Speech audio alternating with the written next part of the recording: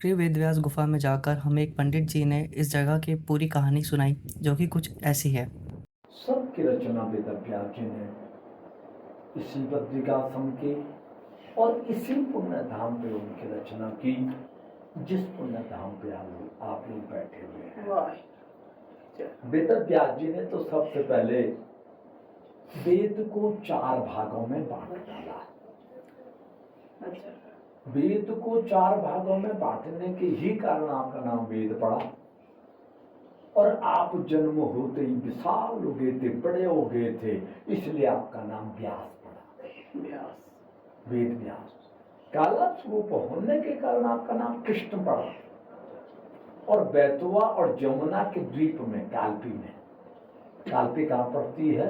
कानपुर झांसी के बीच। झांसी तो जन्म हुआ कानपुर में, ग्रंथों को लिखा माणा में, ग्रंथों को सुनाया लखनऊ के पास नैमिषारण्य क्षेत्र में।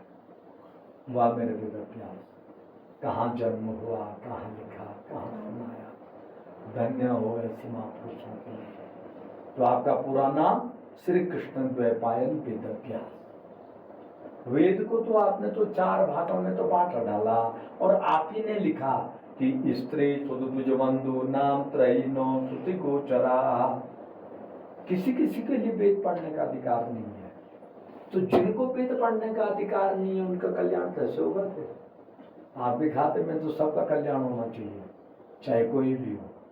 तो कौन एक ऐसा ग्रंथ होगा जिसमें वेदों का रहस्य हो, पुराणों का रहस्य हो, शास्त्रों का रहस्य हो, जिसका ज्ञानोपार्जन करने से सबका कल्याण हो जाए? तो ब्रह्मा जी ने कहा कि वेदव्यास भाई, ऐसा ग्रंथ हो तो केवल महाभारत है, जिसमें सब कुछ है। जो महाभारत में नहीं है वो कहीं नहीं है। तो वेदव्यास जी ने कहा कि महाभारत में तो 1 लाख श्लोक कलयुग आने वाला है, द्वापर का अंतिम समय इतने जल्दी कौन लिखेगा? तो ब्रह्मा जी ने कहा कि आप गणेश जी का हवन कीजिए ना, क्योंकि गणेश जी द्वाभ्याम अष्टाभ्याम विलिख्य, दोनों हाथों से लिखने वाले हैं।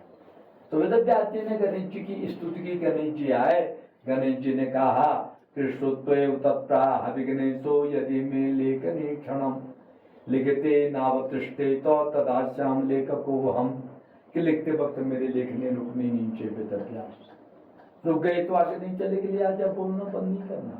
तो वेदव्यास जी ने कहा कि मेरी भी शर्त रहेगी सिद्धि बुद्धि के दाता, अरे मैं भी जिस श्लोक को कहूंगा ना, आप भी सोच और समझ के लिखना। तो यहाँ से वेदव्यास जी महाभारत बोले और नीचे गणेश गुफा में गणेश जी लिखे। जी जी, इनके लिए दूर नहीं होता माता जी, ये विष्णु के अवतारी है। व्यासाय विष्णु रूपाय। परंतु महाभारत के बाद आपको संतुष्टि नहीं मिली। नारद जी आए, तम दृष्ट्वा परम प्रीति व्यासो सत्यवती सुधा कृत्वा अर्घमासनम दत्वा प्रपक्षम कुशलम। वेदव्यास जी ने जब नारद जी को देखा, सबसे पहले आसन दिया, अर्घ्य से उनके पादों का प्रक्षालन किया, गंध अक्षर से उनके पंचोपचार पूजा की, और प्रपक्षम कुशलम मुनि, अंत में उनकी कुशलता को पूछा। ये हमारा सनातन धर्म है। कोई घर पे अतिथि आ जाए, पहली ऐसी सेवा होती थी। वेदव्यास जी ने कहा कि नारद, मैंने तो सारे ग्रंथों का लेखन किया, तभी चित्त जो शांति नहीं हो रहा है।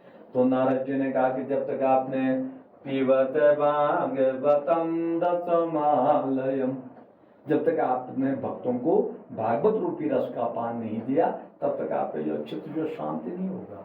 तो अंत में वेदव्यास जी ने यहाँ पे बैठ के 18वां पुराण श्रीमद् भागवत महापुराण की रचना की थी।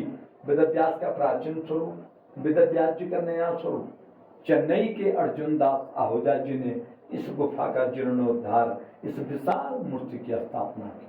कहाँ रह गया मद्रास, कहाँ रह गया मानो, कितना खर्चा लगा होगा उस भक्त का।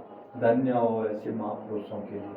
भगवान विष्णु शुक मुनि जो 12 साल तक माँ के गर्भ में रहे, 12 साल तक, कहा कि जब तक मुझे गर्भ में श्री कृष्ण के दर्शन नहीं होंगे तब तक मैं जन्म नहीं लूंगा।